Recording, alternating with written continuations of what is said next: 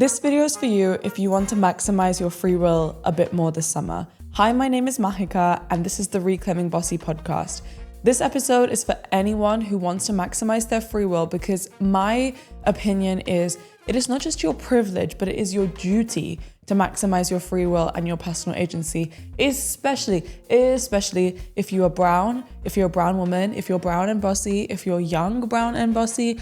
This is your video. Let's talk about it. So this is the Brown and Bossy season of the podcast, and I want to share the importance of personal agency, maximizing your free will, and how to build an amazing, delicious, incredible, successful, happy, wonderful life.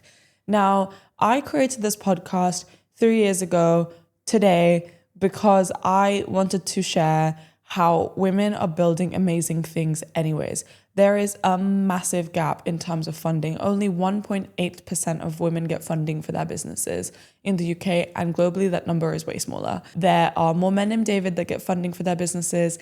8 out of 10 people can't name a single female-founded business. Yet there are 1.6 million active female-founded businesses in the UK and in the world. I don't know. Someone put it on the screen. Now, I want to share why this is a problem, because there are so many young people, so many women watching content, consuming things, not knowing what's possible for them. And I was one of them. I am really lucky. I had amazing parents, but I come from a culture where I'm one of the first women to have some of the opportunities that I do in my entire lineage. And I know I'm not alone. If you're watching this, my chance, I'm betting, is that you are one of the first people in your lineage to have some of the opportunities that you do. If you're a woman, then definitely. If you're not a woman, then yeah, probably as well. Think about it. Have you lived abroad, worked for yourself, traveled alone, had your own apartment, wore a bikini, gone on a Hinge date? I don't know. There's so many different little things that we take for granted and we don't realize that we are the first. And the first comes with a lot of privilege, but it comes with a lot of responsibility as well, and confusion. Privilege, responsibility, and confusion. You don't know what's next because you are the first. And that's exciting, but it's scary. And if you are the first, and if you are one of these people that is one of the first in your family to be doing any of these things in your career, in your relationships, in your health, in your happiness, in your success, in your mental health, this podcast and this episode is for you. Now, I created this as a platform for people who are reclaiming being bossy and building their life and their businesses and their careers and their health and their happiness from scratch. And I want to talk about how personal agency is at the center of everything and how you can maximize your free will and why you should maximize your free will and how this is going to be a free will bossy summer. Now, I am maximizing my free will by doing many, many different things. I have this podcast, I also run a company, and now I'm launching a magazine called Brown and Bossy, and we're going to talk all about it. But let me tell you about the first step in terms of maximizing your free will, whether it be in your relationships, in your career, in your health, in your whatever. The first step is to think about your values. Maximizing your free will is literally just using all the resources that you have available to you to construct and create a reality and a life that feels aligned, feels authentic, and feels happy. That is going to look different for every single person watching this video. My version of living boldly, deliciously, happily, and being bossy is very different to yours, and that doesn't make it right or wrong, but it makes it mine, and yours will be yours. And the way that you start is by identifying what you actually value and what you care about. Now, we all value certain kind of things like kindness and community and whatever, but some people value other things more than most. For me, I really, really value learning. Whatever I do with my life, I want to have continuous learning. I value creativity. I always want to have creative outlets. I value community. I value travel and exploration. I value my family. And these are things that I want to know in terms of what is important to me. And number one is also creative expression and authenticity. I'm a very open person. I've shared on this podcast things that not everyone would feel comfortable sharing, because for me, being open is a privilege that I have, because coming from an Indian culture, there's so many things that are stigmatized and taboo and you're not allowed to talk about. And I'm one of the first people in my family to be able to not have to ask permission and have a platform and be able to talk about periods and sex and money and all of these different taboo topics. And I think it's really important that you build in accordance to your values. So the first question is, what are your values and what are your why? Because the way that you can kind of construct things to make your life and your career fun and successful will change and they'll evolve. And the how will grow and change and evolve. But if you know what your why is, you know exactly like what your North Star is, and it's easier to build towards. For me, the big picture why is confidence for women. I want women to feel confident and bold and have the resources to do whatever the hell they want to in their life and in their career. If you want to do something and you have a dream, I want to make it my mission that you have the confidence, that you have the community, that you have the resources to do so. And that's my why. I want to know what your why is. If you're feeling brave, please comment it down below. So step one, you've got your why. Then you have to know your anti-why or your boundaries and what is not something that you want to use your agency for. Just because you can do everything doesn't mean you have to and you should. There's a lot of things now in terms of like kind of sexualizing yourself and doing certain things. And everyone has different lines and boundaries around that. And like knowing what your boundaries are. If you are brown, I'm sure that boundaries is something that you probably learned later in your life because it's not vocabulary that we grew up with. Like, what is a boundary? What do you mean? I think I learned what boundaries were when I was like 19 or 20 when I went to therapy for the first time. And I learned like that's what it actually means. For me, it was a negative thing and it felt like this like, I don't know, like boundaries, like you used to talk about like walls and boundary walls and borders. It felt like this very like closed off, rigid, negative thing. But actually, it's really empowering if you know what you're going to use it for. And so if you are new with boundaries, literally sit down and think and write, what am I not going to tolerate? What are things that are hard no's for me? What are things that make me like kind of uncomfortable, that are maybe like slightly more porous? What are my physical boundaries? What are my mental boundaries? What are my emotional boundaries? What are my sexual boundaries? What are my spiritual boundaries? Like, think about what these things are, because it is on you to keep your lines and it's on you to make sure that people don't disrespect you, because sometimes people will do something that violates your boundaries because they don't know. And if you don't communicate that they're crossing your boundaries, then you are the one that's hurting yourself. And so once you know your values and you know what you want to work towards, it's equally as important to know what you're working away from and write that down. For me, I have boundaries around not wanting to make content that's really angry. And like, I have anger around some of the issues that women face in this world, that people face in this world, but I don't want to make dysregulating and angry content. That's a boundary for me. There are certain things in my personal life that I have boundaries with. With my relationships, I have some strict boundaries. With my friendships, I have boundaries. With my time, this is something as a busy business owner, I have very specific outlined boundaries for. So sit down, take some time and write it out. I made an episode about boundaries over a year ago, and I'm going to link that down below in case this is something that you want to explore a little bit more. But yeah, once you have your values, identify your boundaries, and then the next step is to start thinking like, what does success look like for me? Now, you have those two ingredients. It's easier for you to make a picture and design what success looks like for you.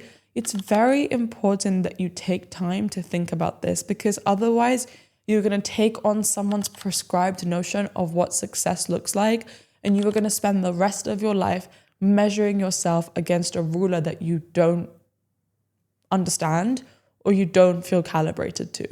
You're going to feel like, oh my God, I'm not meeting this timeline, or I'm not meeting these goals, or I'm not doing this template, or I'm not following this, whatever, what you're supposed to do.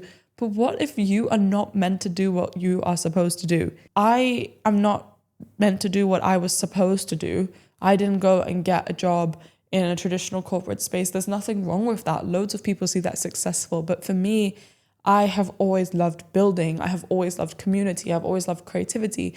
And so for me, success looks like building something that can actually give back in a way that I can kind of provide for myself and create my own life, but also help a community that I care about and build.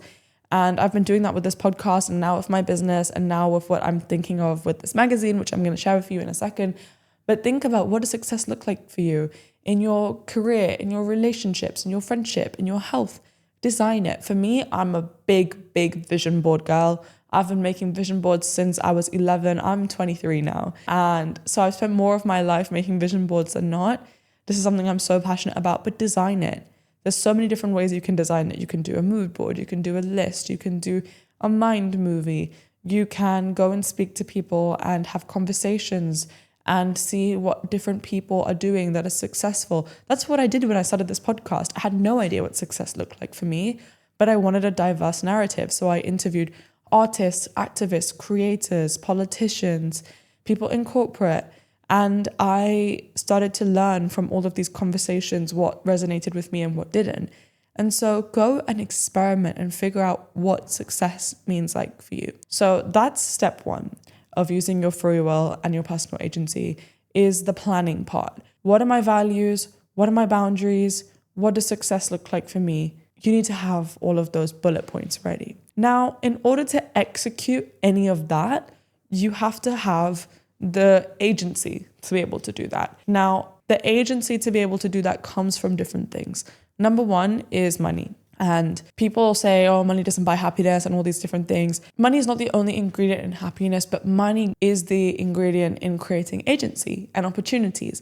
And this whole money doesn't buy happiness narrative is really harmful, especially if you are a young woman, because you're probably one of the first people in your lineage or family to have money. You know, women weren't allowed to have bank accounts in the UK until 1974. My mum was born in 1974, which means that I am one of the first generations in my family to have an independent bank account. And like, money is very, very important in being able to create agency. Now, you don't need to have loads of money to start exercising your personal agency, but you need the resources to be able to do so. And this is something that I'm so passionate about in terms of financial literacy for women and for young people. It's so important to know how to use this tool and why this tool is so important. Money is not the destination, it is the tool that helps you get to the destination. Now, if you want to go anywhere, if you want to have experiences, if you want to learn, if you want to help people, if you want to provide for yourself, you need that tool. And so don't be scared of that tool. Don't be anxious about that tool. Be grateful that you can use this tool, understand how to use it well, and use it to design the hell out of your life and your existence. This is such an important tool that I made a full dedicated season of this podcast on money just before this season came out. And we interviewed an accountant, a VC. I talked all about the power of pitching to get more money for your business, for your career, for your life. And also I read 30 books on personal finance, so you don't have to. And I summarized all the key points that I have learned. I'm very early on in this journey. I'm not fully financially independent. I just left university last year, and I still get support from my parents. I moved home and I am like living with them and trying to kind of work things out. But I've been working on creating my own money through my business and on the side. And I'm learning about how to make money work for me, not just making myself work for money, if that makes sense. Because like I said, it's a tool in creating agency. So how can you create that agency? That's number one. If you're interested in learning a bit more about money and how to use this bit to exercise your personal agency and your free will, go check out the finance season, because there's way more in depth around that. And that's not my area of expertise, but it's something that we all should learn about. And it's all something that we should know about. So we've covered the money side of personal agency. I want to talk about time. So people always say when they want to do something, either I don't have time, I don't have money, or I don't have energy. So we've talked about money, I don't have time. There is an amazing book that's mandatory required reading for you if you're still watching this podcast or listening to it. And I'm going to link it down below. It's called 168 Hours. It talks about how we all have 168 hours every week, and how we choose to use this is how we are designing the blueprint for our lives and how we are kind of creating our reality. Now, I set this episode up to talk about values first, because they say in this book that it's so important that you spend your time in accordance to your values. And again, you spend your money in accordance to your values. And that's how you live a life that is bold and happy for you. I'm not going to tell you how to spend your time. I'm not going to tell you how to manage your time. I think you should know what your values are and what you care about, and you need to see whether you're making time for that. And the ways that you can do that are endless. For me, what works, because I am both quite type A and also quite type B. The way I'd like to describe myself is I'm a type A planner, but a type B exister. So what I do is I like structure and I like routine, but I do not want to do the same thing every day. I cannot stick to the same routine, doing everything at the same time and have like every single thing that I do blocked out. It's too much. What I like to do is every Sunday I sit down and I block out my important commitments. I block out like 3 or 4 slots to work out. I block out my social stuff to see my friends and my family. I block out my time to go to therapy and work on myself and have some time for myself. And then I block off my important meetings and some chunks for deep work. And I have everything visualized and I color code it so it looks like as soon as I see it, I can see how I've balanced everything out. Now, just like in money, I say in the finance season, it's very important to pay yourself first. When you receive money into your bank account, before you start spending on it, put a bit aside into savings and investments so that you pay yourself first and you don't even touch that money. It's the same with time. When you're planning your time, pay yourself first. Now, this is a bit more different if you have a 9 to 5 because that time is already allocated, but you've still got time before and after. And when you plan your weeks, pay yourself first. Don't fill it up with like random commitments and admin and logistics and saying yes to this plan and yes to this plan. Look at what you care about. Is there a project you care about? Is there a goal that you have that you want to work on? Is there something that you've wanted to do? Is there an experience you've always wanted to have? Look at that list and make some time before you say yes to everything else when you plan your weeks and your months. Pay yourself first. I pay myself first by making time to travel alone, to go on little adventures alone, to make time to have writing time. I love going to coffee shops and writing. I'm working on writing more and creating on Substack. So please go check out the Substack. And that is one way that I pay myself first. And then I can see how much time I have to go to events and make plans with other people and do all the admin and the logistics. You will fit it in if you plan correctly. Now, again, there's no one miracle framework that works for every single person. You have to know what works for you. For me, the calendar works because the to-do lists were overwhelming and putting everything on one thing was too much. And I like to visualize how much time I actually have.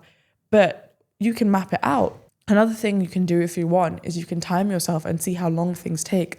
If you're neurodivergent, you probably have time blindness. I have this as well, where I can't anticipate how long something is going to take me. Sometimes I think a task is going to take me 4 hours and it takes me like an hour and a bit. Or I will think something is going to take me an hour and it takes me 3 hours. Or I don't know how long it will take me to get ready or how long it will take me to get from X to Y. So time stuff sometimes. And then you can decide how you want to map it out into your calendar. You have more time than you think. Also, again, time is a tool. It's something that you can use as like to create opportunities. You don't have to do everything. I think lots of people have this thing of if they don't do everything, they're not a good person. Like if they delegate, then they're not hardworking and they don't have good work ethic and they're not like good people. But you can delegate things that you don't want. If you don't have time, but you have money, you can delegate to like a chef to help you cook or a virtual assistant, or you can delegate to someone that helps clean your house, or you can delegate to someone that helps you edit content. I've delegated, for example, I don't edit this podcast anymore because it used to take me like 6 hours to edit a podcast episode. And I know that I can use those 6 hours to do meetings, to meet more people for my business, to do some stuff that I actually love, which is being in front of the camera as well. But I know how to edit, and it doesn't mean that I'm not a good editor and I'm not hardworking. It just means that I think that there's people that are slightly better than me in doing that. And this is exactly what businesses do. They try and create more value by delegating different tasks. So if you think I don't have time, think how can I map out my time and how can I see what are low-hanging fruit for me that I can delegate into people that are way better than me at what I'm doing in that time. So that's time, that's money. Let's talk about energy. I have always struggled with having very fluctuating energy. There's times where I'll wake up and I'll be able to do an insane amount of things in one day. And then there's days where I literally just can't get out of bed and I get so tired and I get so burnt out and I feel like I don't have energy and I just feel really gross. And I have struggled with this for many years where I feel really burnt out sometimes and I don't have energy and I don't have desire and will to do anything.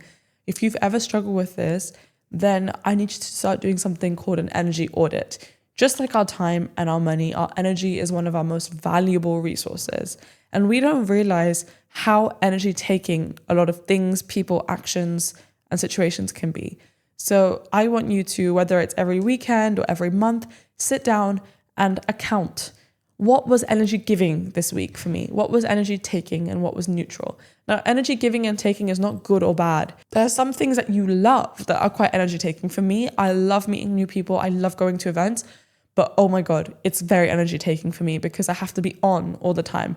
I have to get ready. I have to talk to lots of new people. I have to make small talk. And I love it. I really, really enjoy it, but it takes a lot out of me. So if I have loads of events, like this week, I have an event tonight, I have an event tomorrow, I have an event on Thursday, and then I have like a group trip on Friday. So that's a lot of talking. That's a lot of socializing. I needed to make sure at the start of this week, I had some time alone to just sit down and watch some Love Island and just chill out and just do something for myself.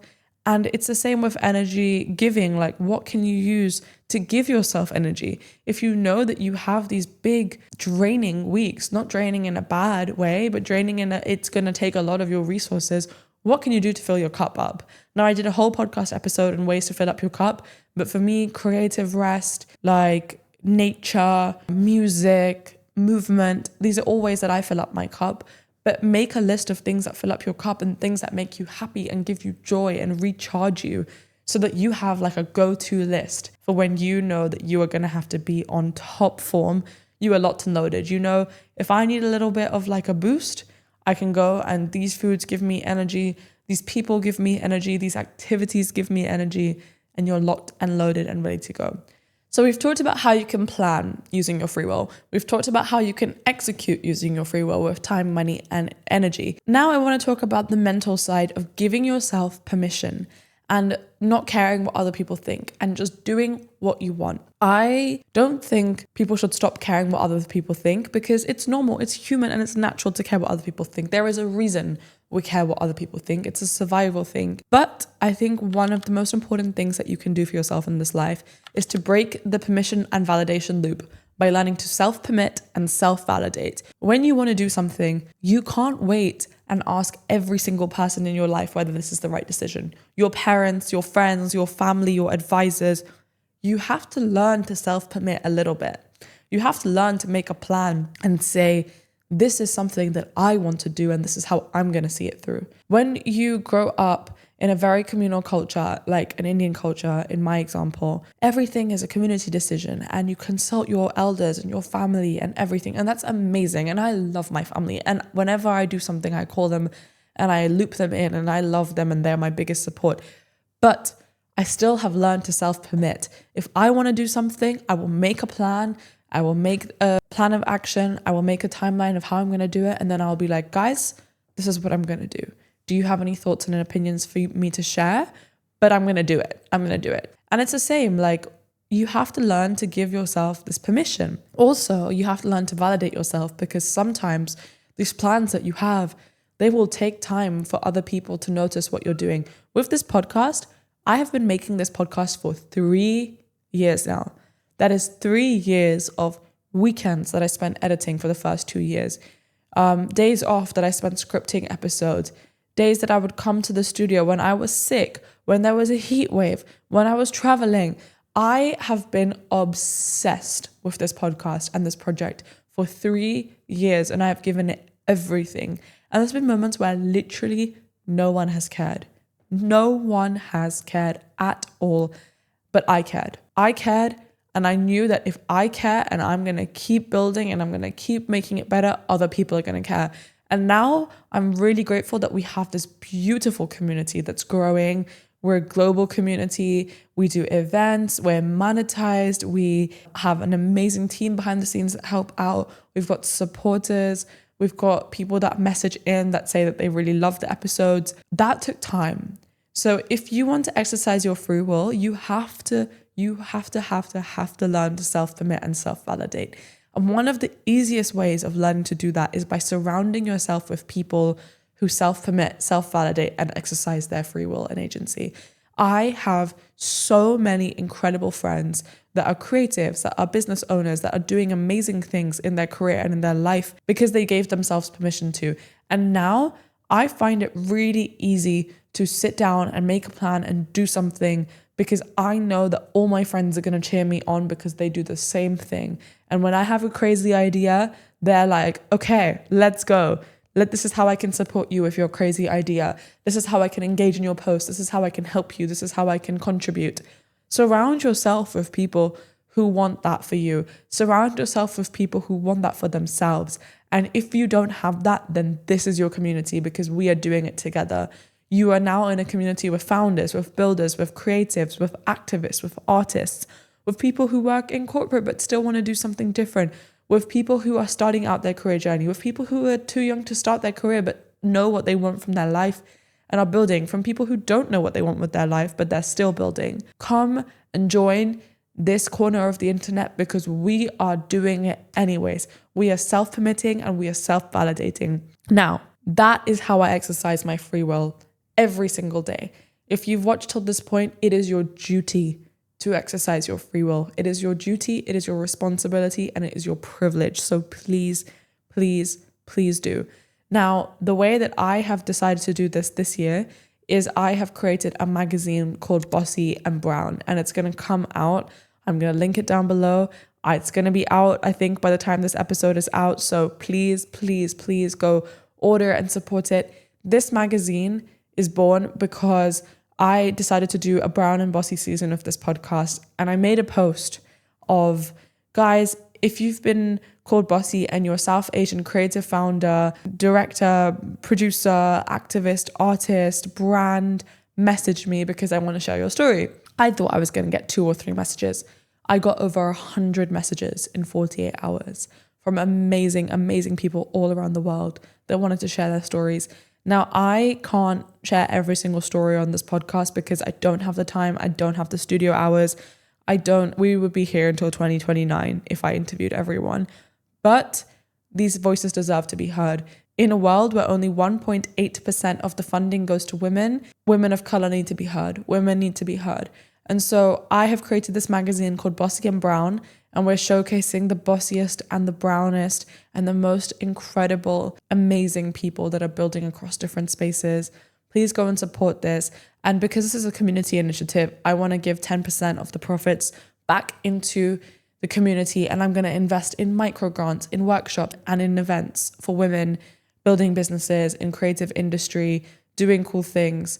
So please, please, please go and support this. Order a copy, pre-order a copy, engage, contribute, come and join this community. If you want to do something with your life, nothing is stopping you. Nothing is stopping you. Just surround yourself with the right people. I hope this makes you feel like you're surrounded with the right people. Please come and join this community and slowly start working. You are not going to have 100% of all the ingredients to create everything from day one. But if you decide that you have the agency and you have the determination, you can do anything in this life. And you should. So stop being realistic. Stop being small. It's time for you to start being bossy. Thank you so much for listening to this episode. It means so much to me. I love you so much. Please comment and tell me what you want to see. Reach out to me on the podcast Instagram and go and get a copy of Bossy and Brown. Thank you so much.